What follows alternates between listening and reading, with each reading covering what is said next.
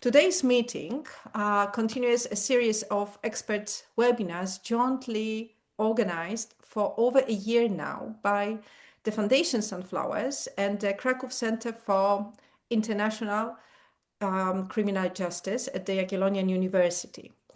Recordings of all previous webinars are available on the Project Sunflowers and Kraków Center's websites, and the recording of today's webinar will also be made available there in due course.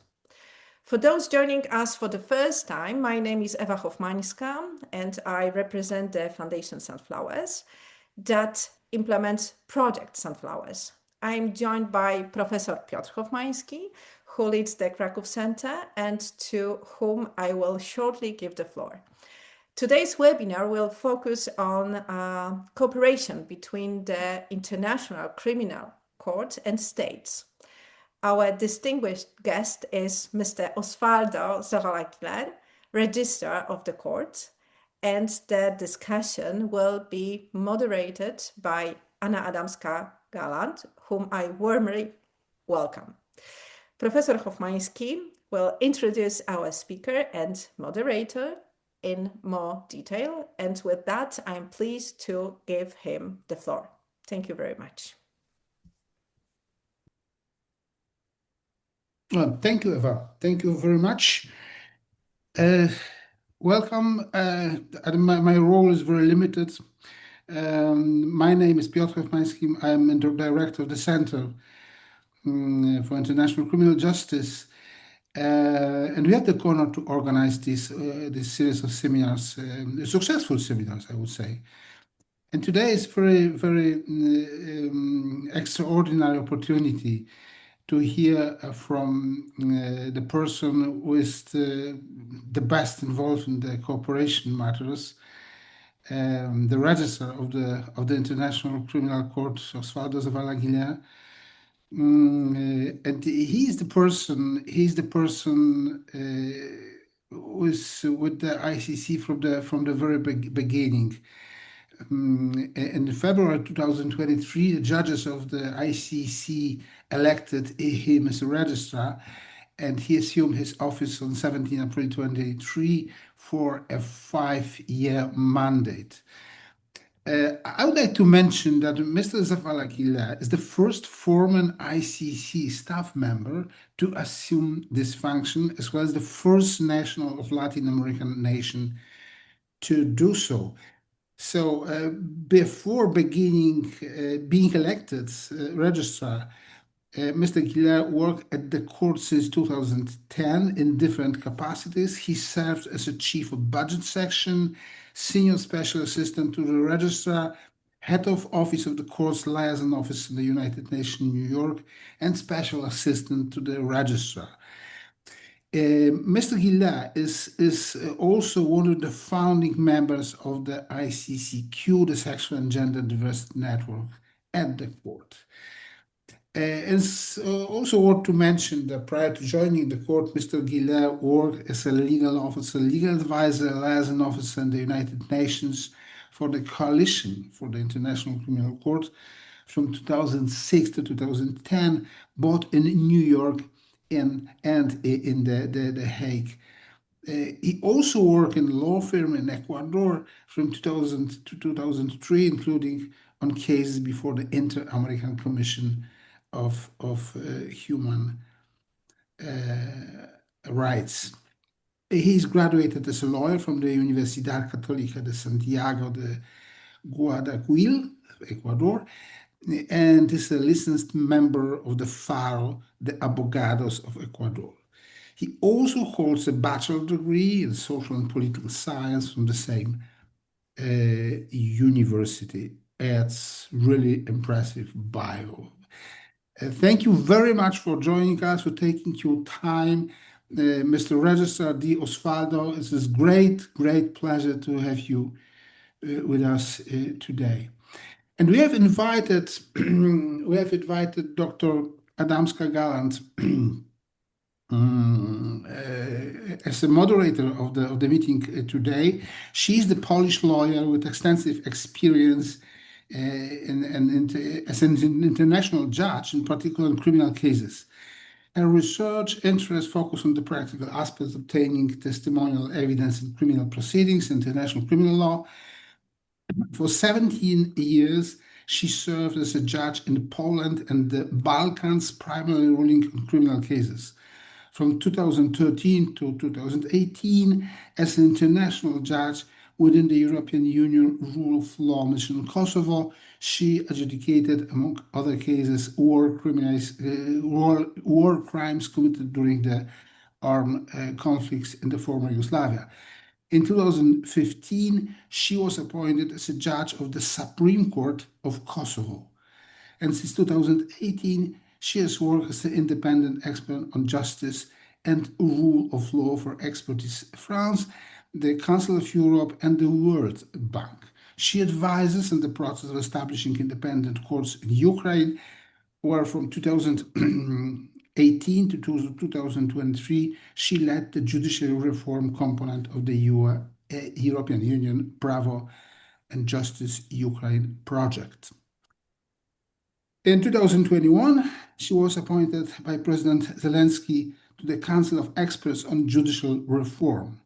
She is an expert in combating human trafficking and human rights violation in the Center of Research of Human Trafficking at the University of Wrocław and the EU4FAST project in the Western Balkans. In 2020, she was admitted to the list of attorneys in Lublin, in Poland, and since 2021, she has also run her own law firm specializing in criminal cases, human rights, and international criminal law. She is actively involved in the project Sunflowers, which collects information on international crimes committed in Ukraine and about victims of the war. She is also a member of the International Association of Penal Law. In 2024, she was elected a judge of the European Court of Human Rights as the first Polish woman lawyer. Congratulations, Anna, for this appointment. It was not very far away from this moment. And thank you very much for joining us. I'm sure it will be a great pleasure to participate in this meeting under your leadership. Anna, you have the floor. Thank you very much. Thank you very much, Professor, for such a vast introduction, and thank you very much, Eva, for inviting me to moderate. I'm also happy to meet Mr. Osvaldo Giller online, but I also want to say that I'm really happy to see Evgenia Bondarenko, with whom I have been working for years in Ukraine, and we have conducted together so many webinars and seminars via Zoom that I'm almost missing this. So I'm really happy to be here with you all. And from the very beginning, I want to invite you, all the participants, to be active, to put questions, to write your questions in the chat. And also at the end of our meeting, or important part of our meeting, it will be like a question and answer session. So then you can raise your hands and put your questions, especially that I think that we are meeting in a very interesting moment in the history. And I don't believe that Eva have predicted the development when it's come to the international law that we are observing now all over the world, that somehow undermines the fundaments and the ideals of the international legal order, which is based on the principle of the sovereignty of the state, and which is based on the principle of respect to the territorial sovereignty of the state. And this is what we will be discussing today. And I expect that there will be questions regarding the future, the perspective for the international law, for the International Criminal Court. Unfortunately, we heard about many repercussions or persecutions against judges, against the staff of the International Criminal Court, which is not like a good signal for the future.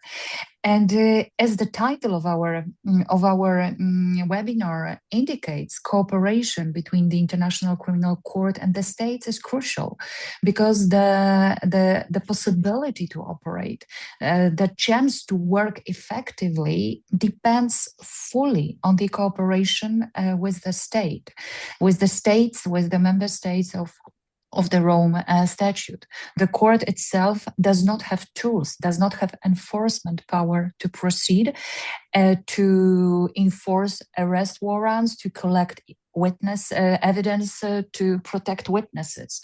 And this is what will be presented by our distinguished guest in his speech. So now I give the floor to Mr. Giller, and I'm really asking all our participants to note questions, to note comments that you want to make, and I'm sure there will be opportunity to do so. Thank you.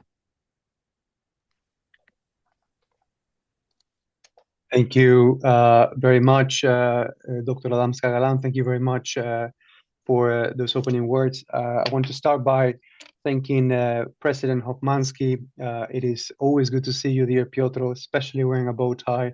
I'm very happy to see you here, and thanks for the invitation.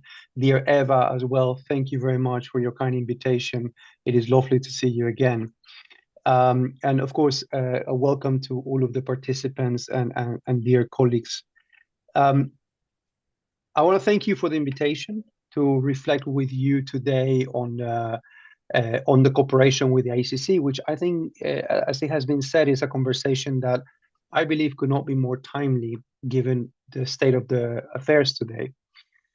Now, but before I turn to substance, allow me to begin perhaps on a more personal note, and which is particularly important given one of our hosts today. President Hopmansky knows better than most that the ICC is going through an incredibly challenging moment in its history.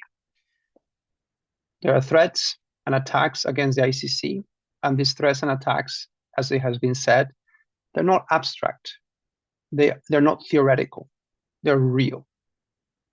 He himself, with 6 other judges and the prosecutor, has been subject to criminal proceedings by the Russian Federation and has been recently convicted in absentia in response to his judicial work in relation to the situation in Ukraine when president of the International Criminal Court. This has tangible consequences on his life, on the life of his family.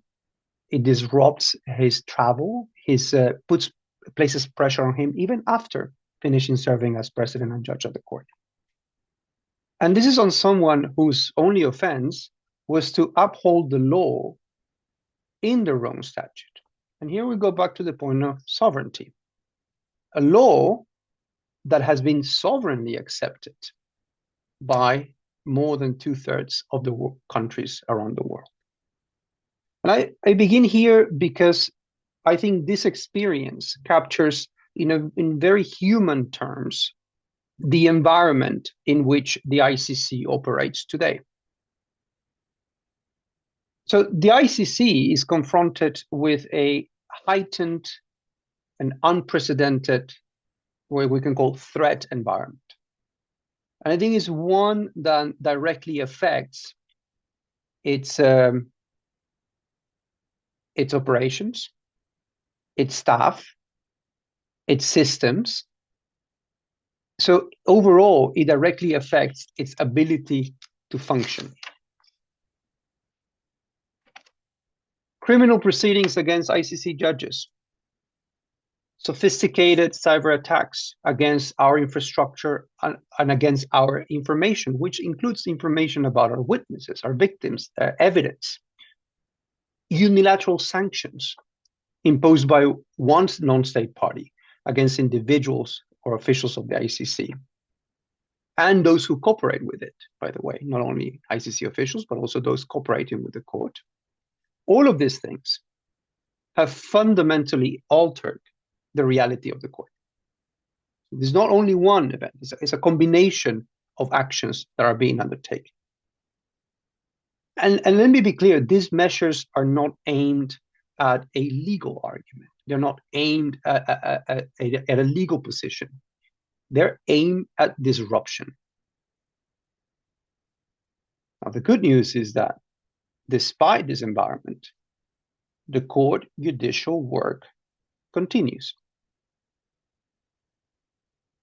Investigations are moving forward. Hearings are proceedings. Reparations for victims are being implemented. We have new cases coming into the court. So the work continues. And it is precisely because the court is resilient and precisely because the court continues to carry out its functions that cooperation, which is the subject of our conversation today, matters more than ever. At its core, the Rome Statute system is built on the notion of cooperation and trust between states parties, and the court. That is a foundational aspect of the system. Arrest and surrender, gathering evidence, witness protection, enforcement of sentences, this remain the backbone of international criminal justice. And without these actions, without this, the ICC can simply not deliver on its mandate. Here, there are important, I think they're important and encouraging developments that we need to look into. And let's look at just 2025 alone. In 2025, we had two cases that were in very different ways, in a way, two cases that are very different from each other, where two suspects were surrendered to the ICC just last year. The former president of the Philippines, Mr. Rodrigo Duterte, and Mr. al-Hishri for the situation in Libya. Very different. In one case, we have a non-state party surrendering the suspect to the ICC. In another state, we have a state party surrendering the suspect to the ICC. In one case, the non-state party had withdrawn from the court, and in another state, the jurisdiction comes from the Security Council referral. So there are very different cases. In the al-Hishri case, which the surrender happened on the 1st of December of 2025, this also marks the first successful surrender in the Libya situation since the situation was referred by the Security Council in 2011. Now, these outcomes, they're not the result of a single act, but they are the result of sustained and coordinated cooperation over time. It is demonstrated that when states act consistently and collectively, accountability remains achievable, even in complex political environments. But taken together, the Duterte case and the al-Hishri case, I think these cases also show us something important, and is that cooperation with the ICC is possible even across very different legal and political contexts. And accountability also does not depend on, and this is important, it does not depend on a single model of engagement. One thing the ICC has learned since its very beginnings is that cooperation looks different in every situation before the court. If you think of ad hoc tribunals, for example, normally over time, they develop cooperation models that are very suited to the context in which they operate, to the political and legal realities of the context in which they operate. In the case of the ICC, we have 17 situations under investigation, each one of them in very different contexts, each one of them with very different realities. Therefore, cooperation takes very different shapes, and we have to adapt to understand how cooperation would be possible in different places.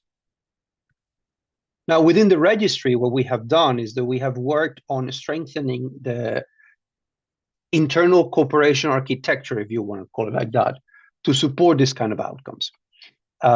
So we have not only included this as a priority in our strategic plan, prioritizing, of course, strengthening political, financial, operational support to the court's ability to implement cooperation.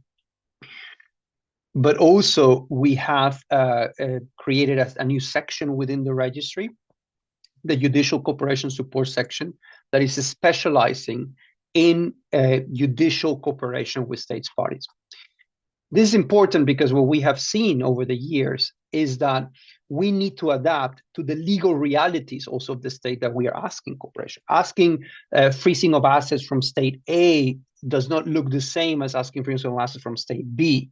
Asking for, especially when you start incorporating in the discussions, implementing legislation, we have seen how the implementation or the execution of legislation in the different countries takes different forms.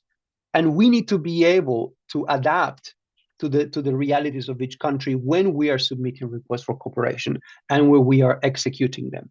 But also advise the chambers under which authority we operate, of course, how to best put forward requests for cooperation in different cases and in different situations. So this is part of the dynamic process of cooperation that we keep learning, we keep adapting, and we keep seeing. I mean, for example, the recent arrest in the El Hishri case, the surrender, was quite interesting because it was the first time that the legislation in Germany was being used. So it was being tested. So we saw and we were able to see what processes were necessary at the national level, how the national level was triggered, how the different parts of the government were triggered. And it was quite an exciting process to see this legislation in action and see how the different actors within the government were implementing it, in consistency, of course, with their own statute and the request from the court. This is part of the dynamic process that we are constantly learning from.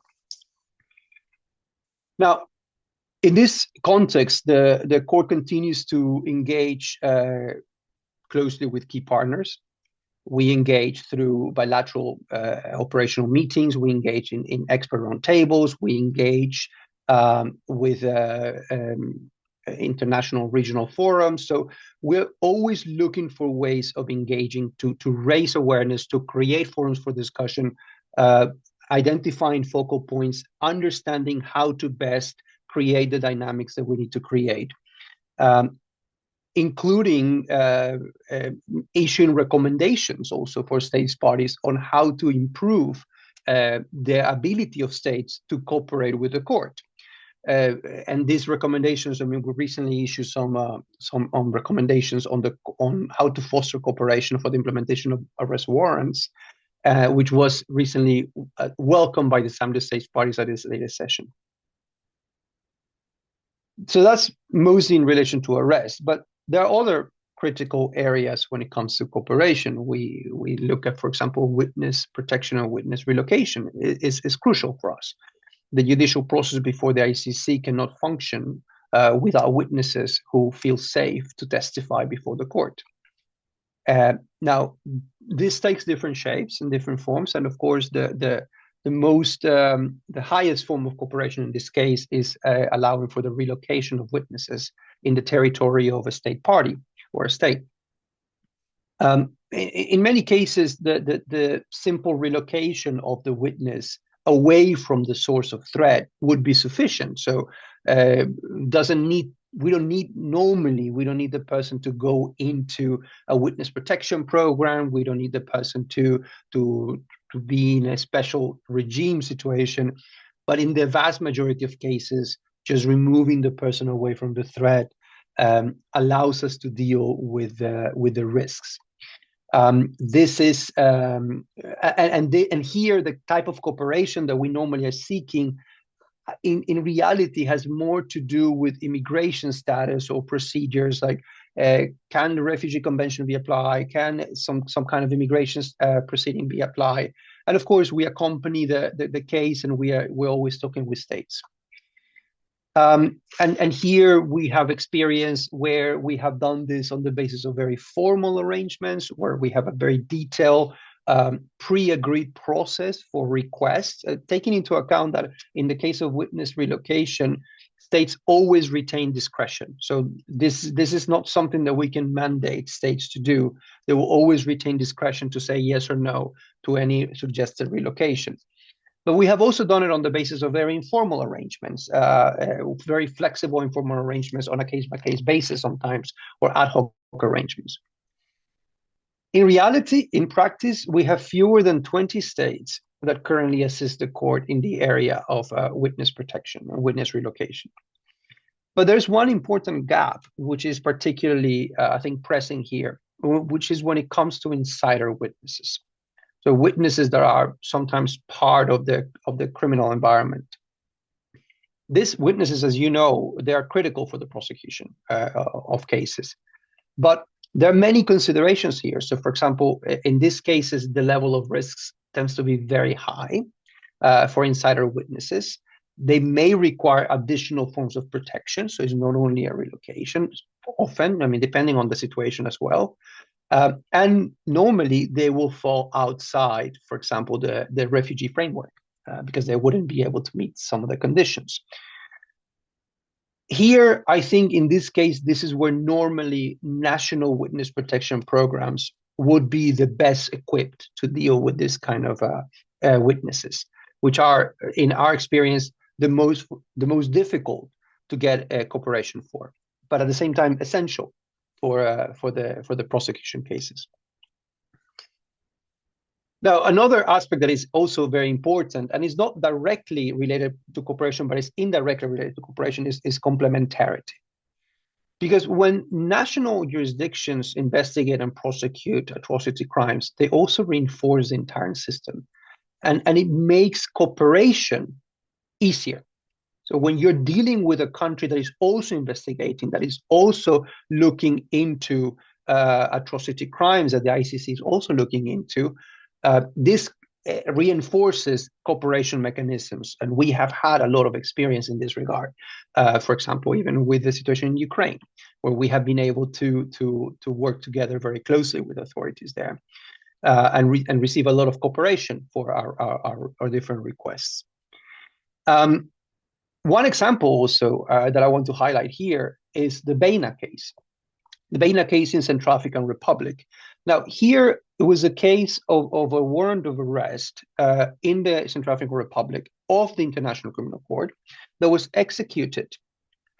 So at the request of the court, the suspect was apprehended. But once the suspect was apprehended, it came to light that the suspect was also being sought by the special court in CAR. And after a procedure of admissibility before the judges of the pretrial chamber, it was decided that the case can remain in CAR. So we see also here how cooperation with the ICC and complementarity can work together. I mean, yes, it's true that the arrest was effectuated on the basis of an arrest warrant by the ICC, but ultimately it was decided that the national special court was equipped to deal with the case against in case of this suspect. Now, looking ahead, also we need to consider how instruments like the Ljubljana-Hague Convention, for example, also promise to further weave the global fabric of accountability and could create a framework or a context that enables cooperation for atrocity crimes more mainstream or more systematic.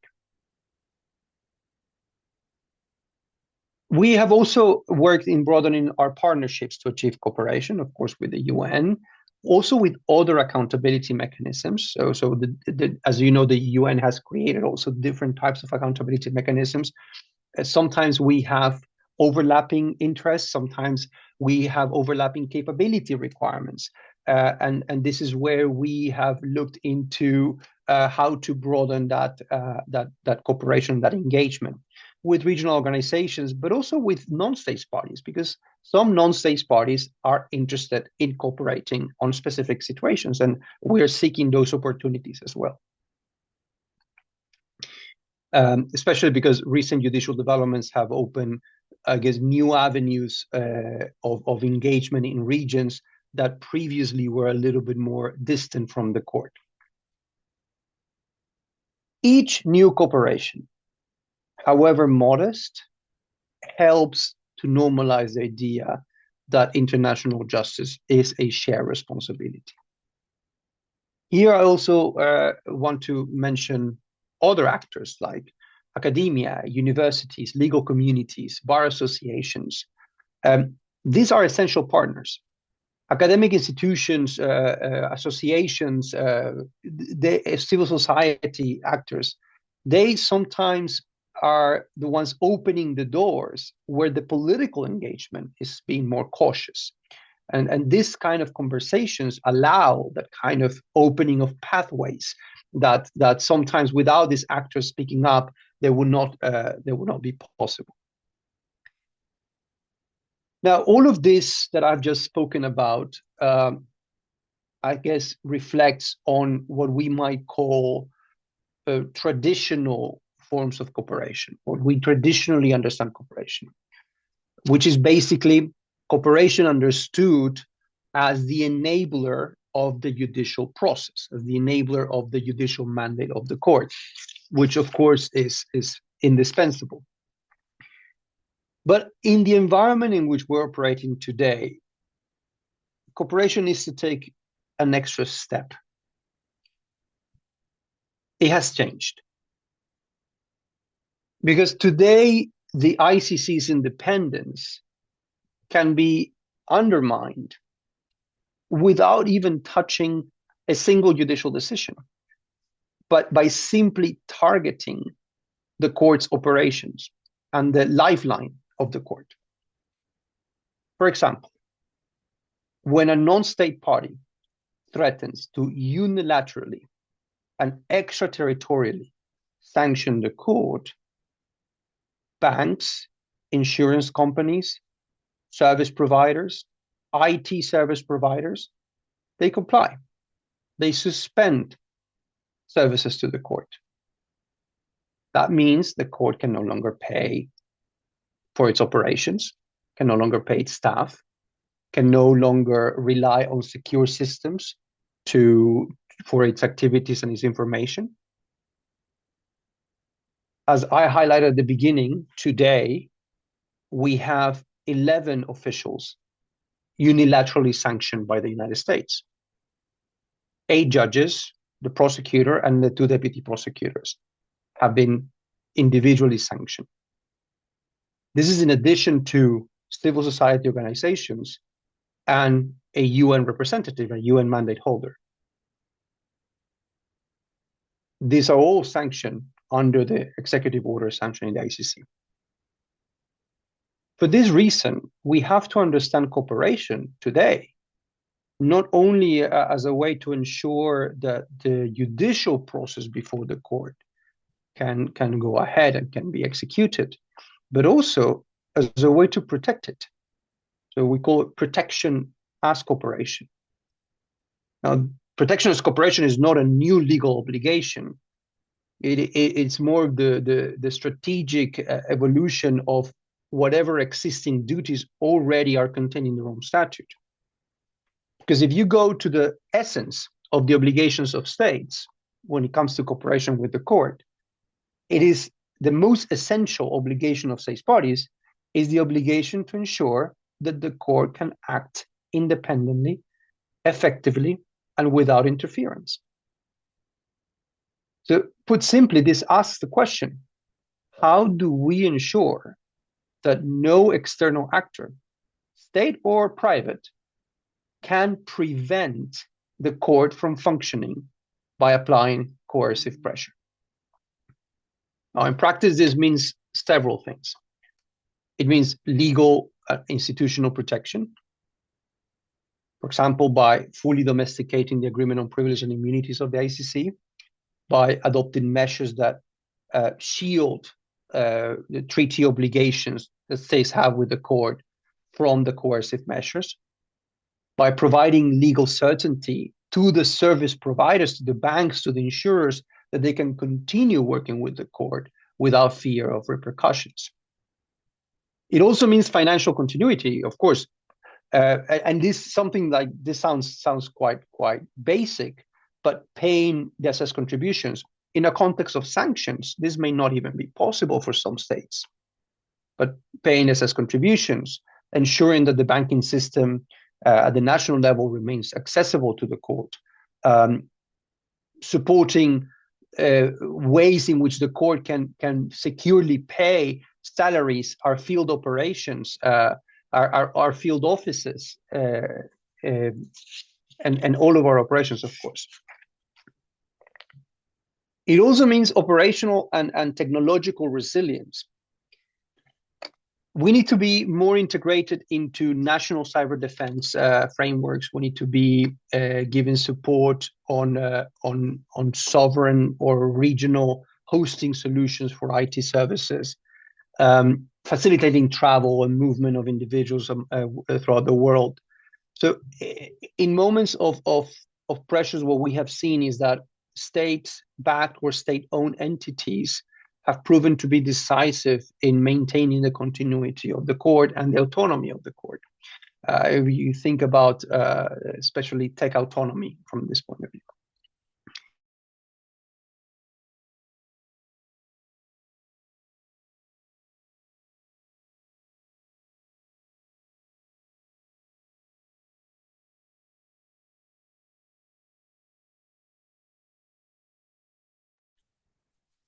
I'm afraid that we have a problem with connection, or is it only me? No, it is a problem, I guess.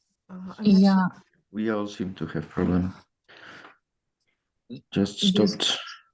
Yeah, And- just stopped. So we will wait this few moment. I hope that Osvaldo will manage to join us. I'm not sure whether he's aware, Because he seems connected still, I believe. I will try to text him. Piotr, maybe you can text him. Let's just wait a few moments, because I think that he disappeared now, so he should be aware that he's not connected. Zhenya, if you see him in the waiting room, maybe already. No, Not yet. I'm keeping an eye on it.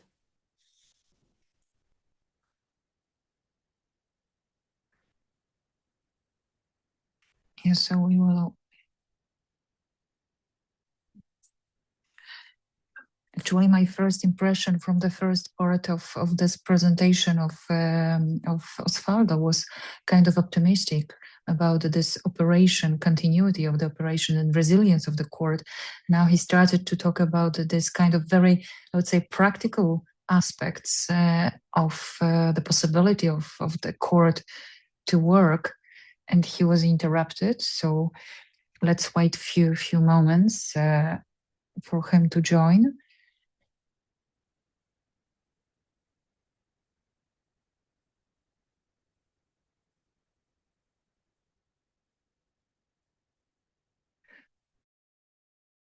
To connect, to write to Osvaldo. I am afraid that his mobile is off. I don't see him.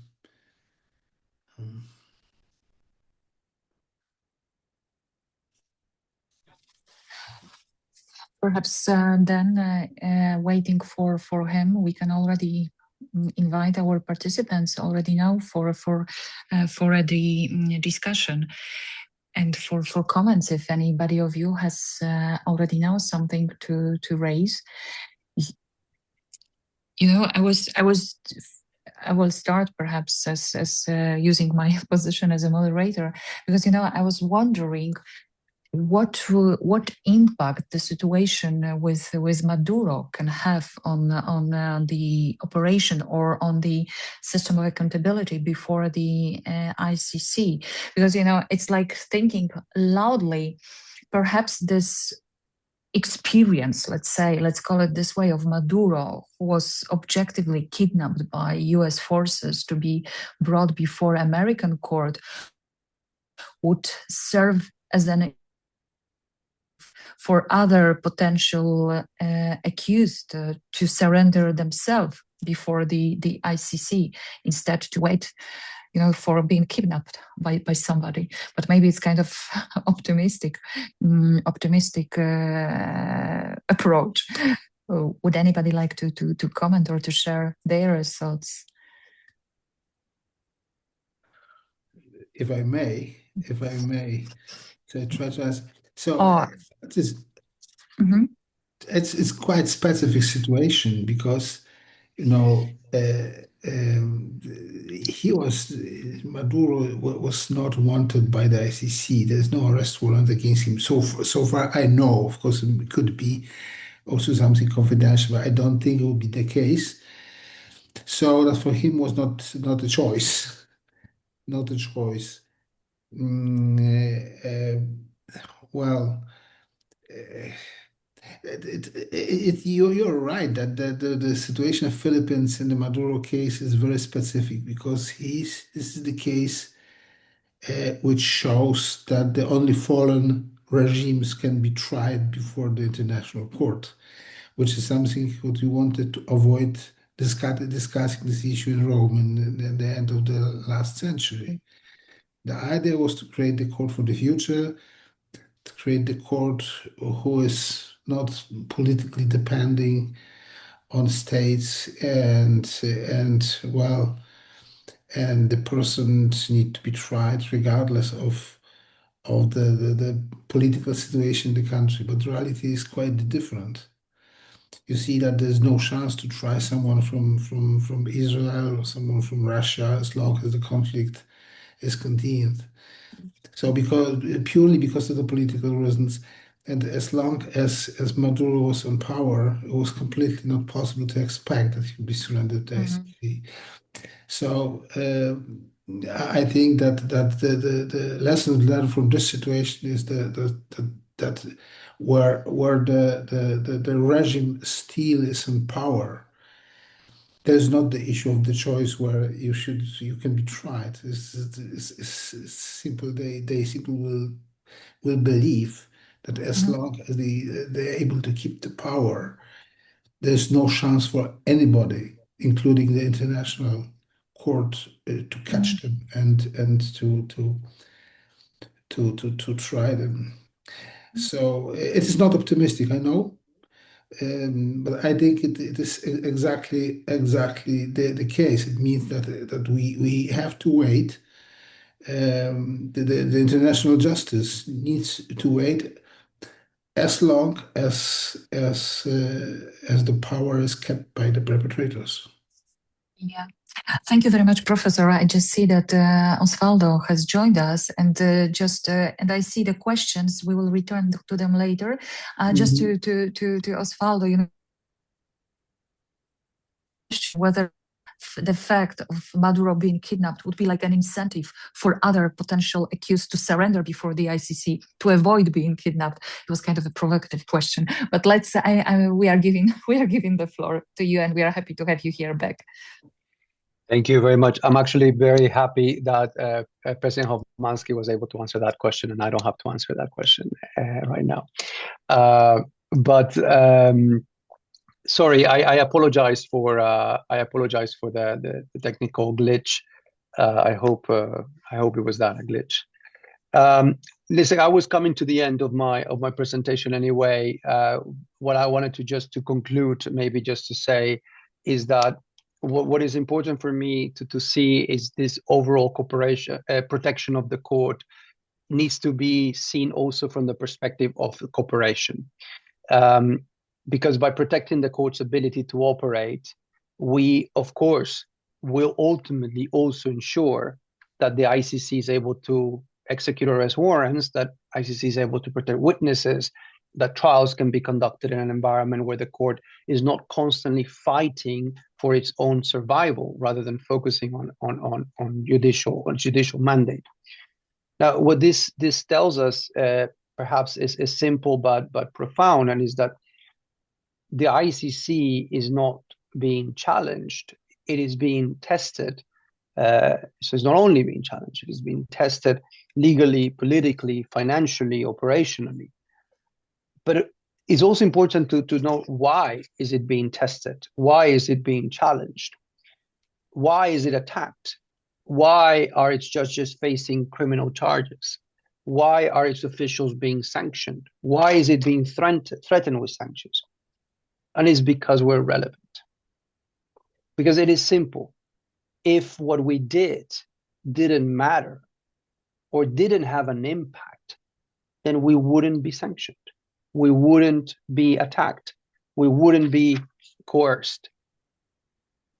Ultimately, our relevance, our impact, and our effectiveness depend on whether cooperation is understood in this full meaning, not only by helping the court to act, but also by ensuring that it cannot be prevented from acting itself. Thank you very much. With this, I think I will open the floor for any questions. Thank you. Thank you very much for this concluding remark regarding relevance of the International Criminal Court and the reason why it is being attacked. Yes, as we have said, we are opening the floor for the discussion, for questions, and I saw the first hand raised. It was Miss Susanna, and I have a problem. Is it still valid, the question? I believe yes. Maybe I just wanted to contribute to your question about the Maduro case, but if you think we have moved forward, I can just skip my question, so feel free to. I believe that we can. Please share your ideas or your impressions on this, I think, interesting topic.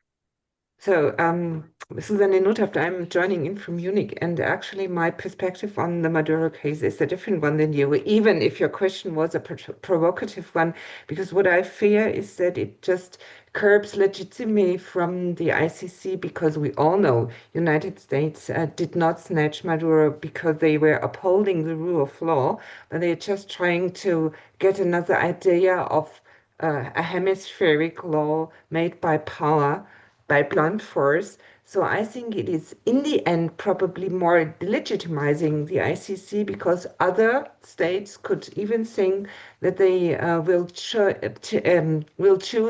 a similar proceeding. So I would say we are getting in muddier waters after that engagement with the United States, and I'm not hoping but more fearing for the ICC after that January 3rd stint that they actually pushed forward. So I have a different opinion to your perception here. That was just I was adding. Thank you very much. I saw one more hand being raised, but I'm not sure if it's still.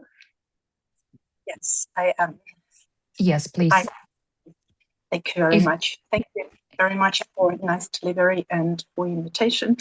I actually had a question regarding that specific situation with sanctions, with absence of like differentiated sanctions in the statute, because we know like most states, they prefer to have, they usually have, if they use on one hand ordinary crimes, yes, then we are talking about like responsibility for even for international crimes, or like another option, it's in regard of complementarity actually. And another option is actually to include the specific norms regarding international crimes into national codes. And that's actually, for me at the moment, that looks like a challenge, because on one hand, that we're talking about complementarity, we mean that so national, on national level, there is like unwillingness or not possible to do that. And the question is actually how to decide, how to do that in terms of like human rights, even then we are talking about accused, because in Rome Statute we have very, very general like norm regarding what punishment can be, and that is very general. And then we are talking even, for example, about Ukraine. We have like crimes against humanity now, we have war crimes, we have genocide. So we have several norms, we have several articles, which has, each of them has separate sanctions regarding these international crimes. And the question is actually how we can, is it, well, what do you think? Is it like a shortcoming in international, that is like a flaw, defect in international, in our own statute? And because this is very, very uncertain regarding, then we should consider then the state is actually unwilling and then International Criminal Court has to intervene and has to, regarding in this question of complementarity. I hope that I formulated my question clearly. Thank you very much. Thank you very much for this question. It was kind of combined question, but Osvaldo, I would give the floor to you. Actually, the question, very generally, we can formulate it in a way that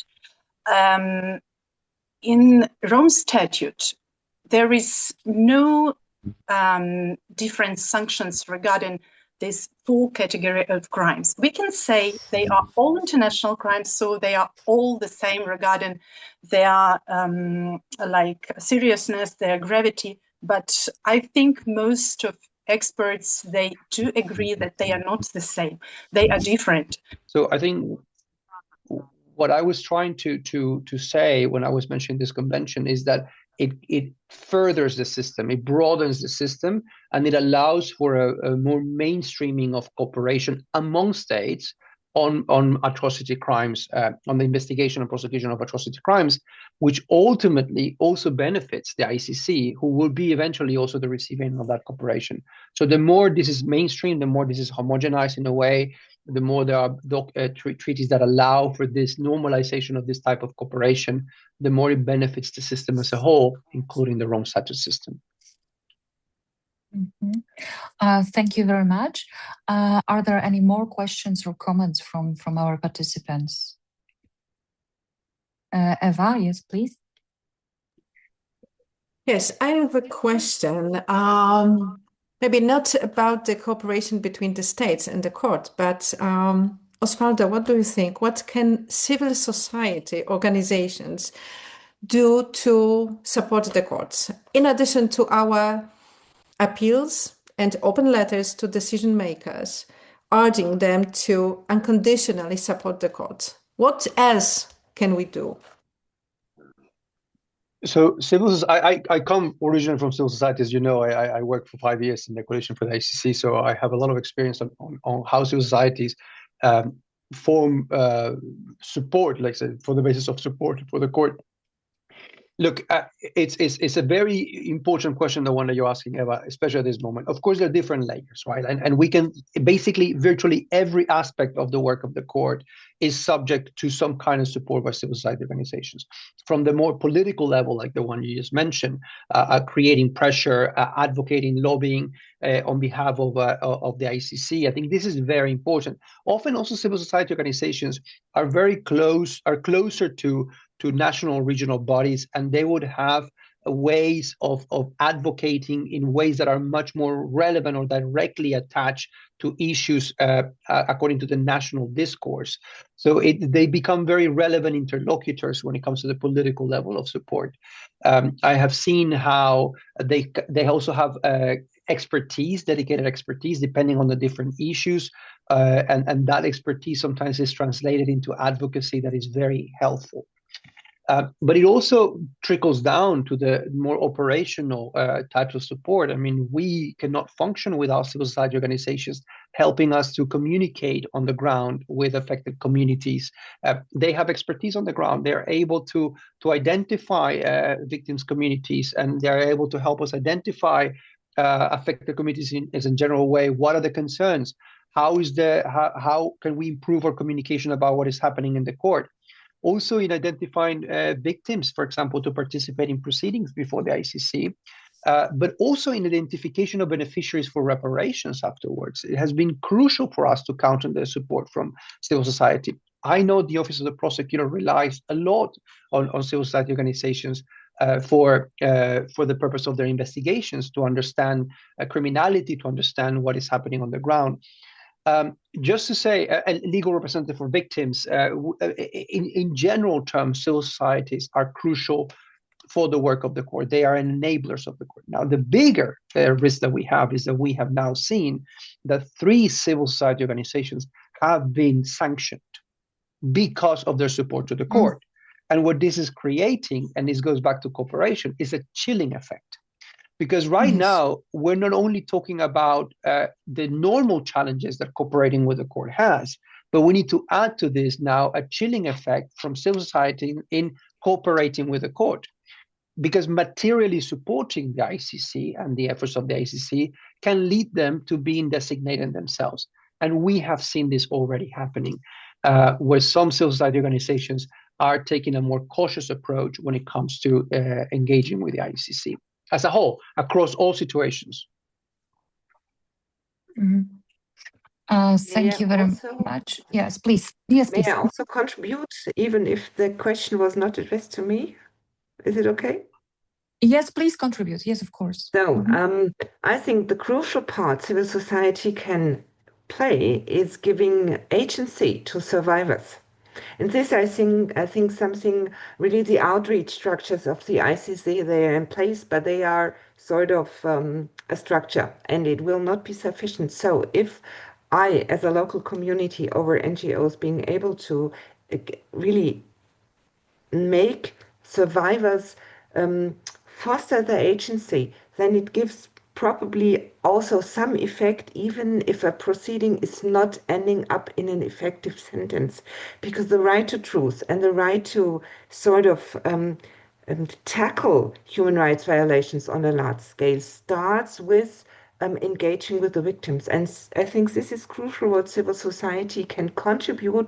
Nevertheless, how the ending before or at the ICC ever will be in the future.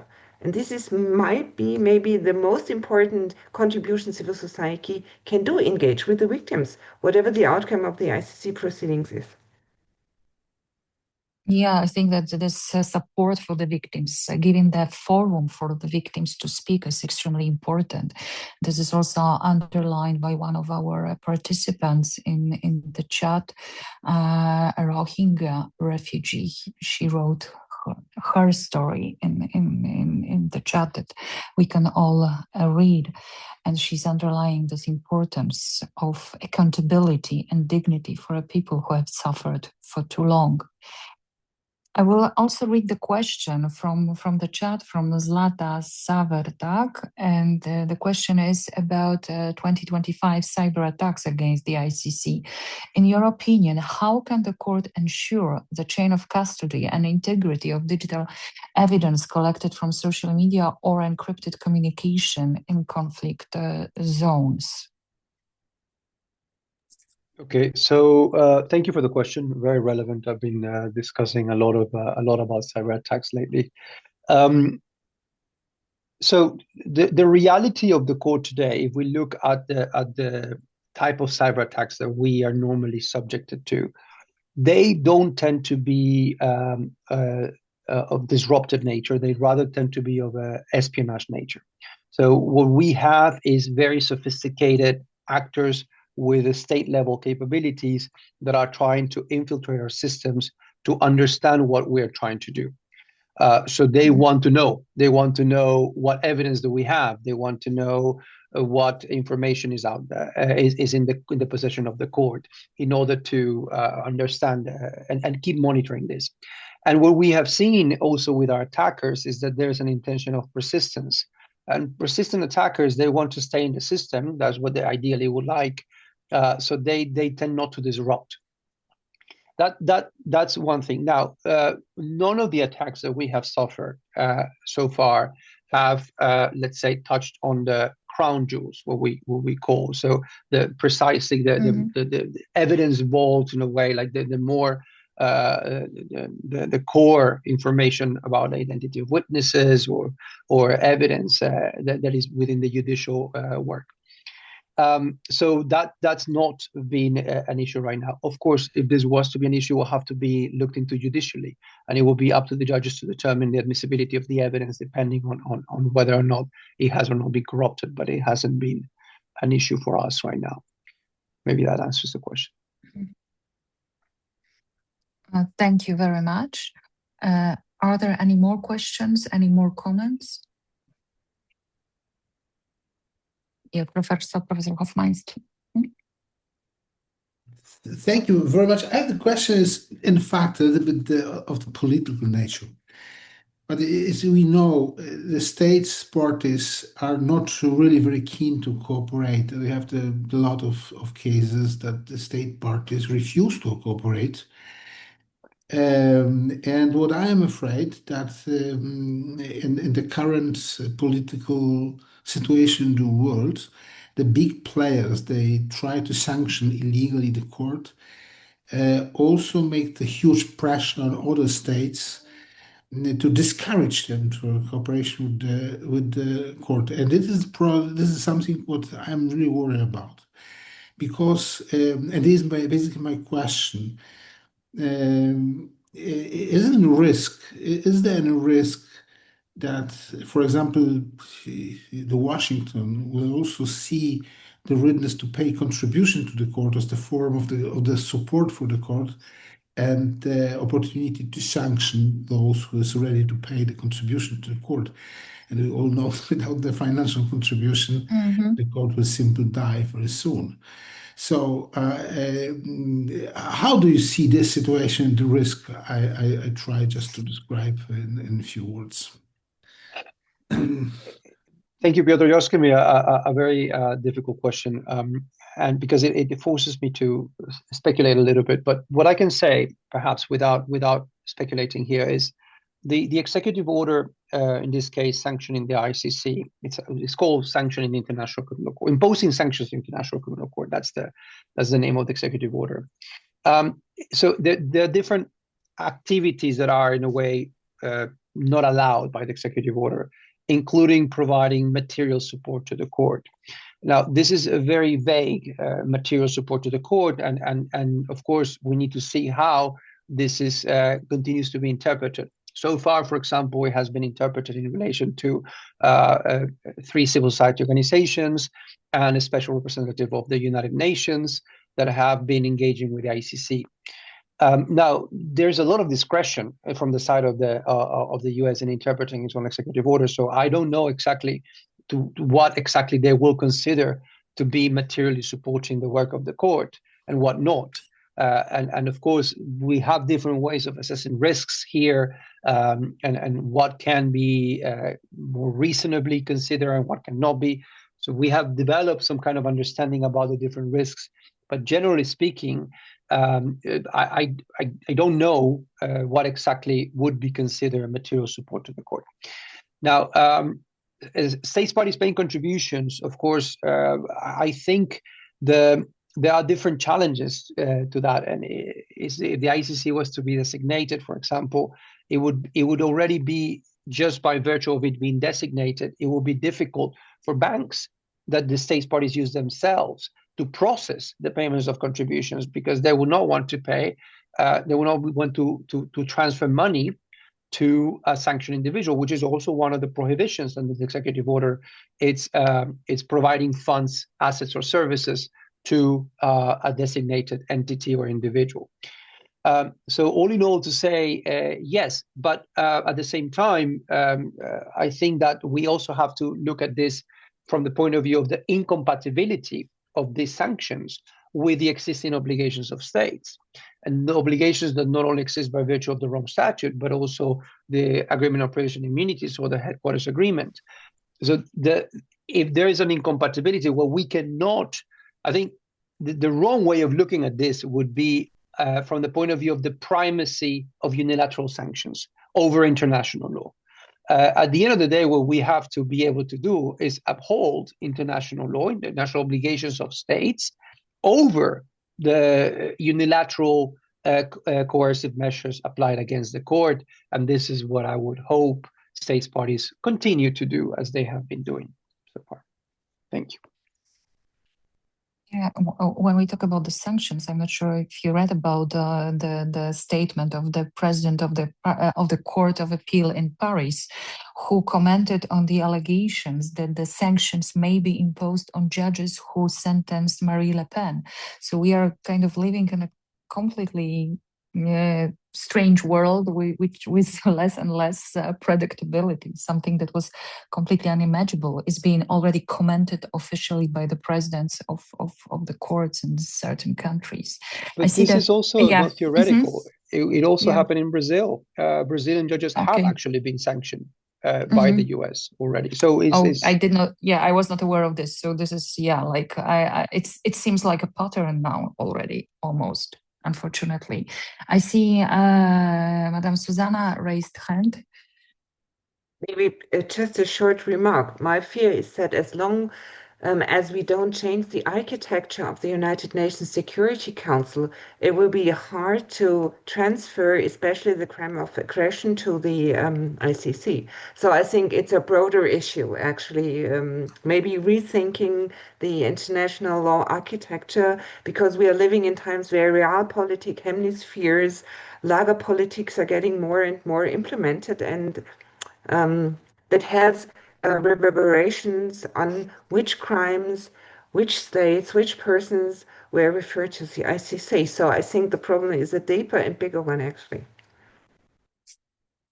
Yeah, thank you very much. I think that this what we are observing. It's like a new world order is being brought to life, and nobody knows what will be the outcome of this. Any more comments, questions? I see. Yeah, importance that such a court is important for accountability. And I think that the very important conclusion is that there must be political will always to support existence and operation of the court as the International Criminal Court and or all other international courts that operate in the world, I would say, including our court in the European Court of Human Rights. But it's for another webinar, I believe, the discussion about the challenges that we are facing. So I believe that we can conclude perhaps some final remarks to Osvaldo, Piotr Hofmański, and Ewa Hofmańska to close the webinar. I mean, maybe thank you very much. Just to thank you all again. Sorry for the technical disruptions, but it was a very important conversation. I know Piotr has been recently in a pessimistic mood since I saw him last time in Nuremberg. But I think we have to be optimistic. I don't think there's any way we can do our job and not do it with hope, because otherwise there's no point in the job that we're doing. I'm very encouraged by this conversation at the beginning of the year that already comes with its own different challenges. And thank you for listening. Thank you for the support. Just to reassure you that the ICC is resilient. We are continuing, and our work continues. Thank you very much. Thank you very much, Osvaldo. Professor Hofmański. Thank you, Osvaldo. Thank you very much for the time you have taken from your busy schedule. I know how busy you are, how many challenges before you. I know that this is a difficult period also for the ICC now, and also for you as a registrar of the court. So thank you very much for being with us. I think it's the really beginning of the discussion. It's not possible just to manage all the issues in the short 90 minutes, even less. But anyway, thank you to all the participants for being with us today. And I would like just to thank for our partner, Foundation Sunflowers, for the cooperation and for the organization of this webinar. I'm sure that's not the last one. We will make other events together. Thank you very much. Good night. Thank you very much, Professor Hofmański. Ewa Hofmańska, she already said that this is the first in this year, so the year only started. So I believe that there will be more and more. Ewa, please. what can I say else? I would like to thanks again to everyone who could contribute this meeting. I think that soon the recording will be available on our website and also at the Kraków Center website. So please follow our websites and our social media. Thanks again for this great discussion. Thank you. Yeah, so just to close up, thank you very much. Thank you, Evgenia, for your help. And we will do our best that during the next webinars, these kind of situations will not repeat. It's always like a technical issue. So we'll try to find a solution. Thank you very much. And I wish you all that this year is become less interesting with time than it is now.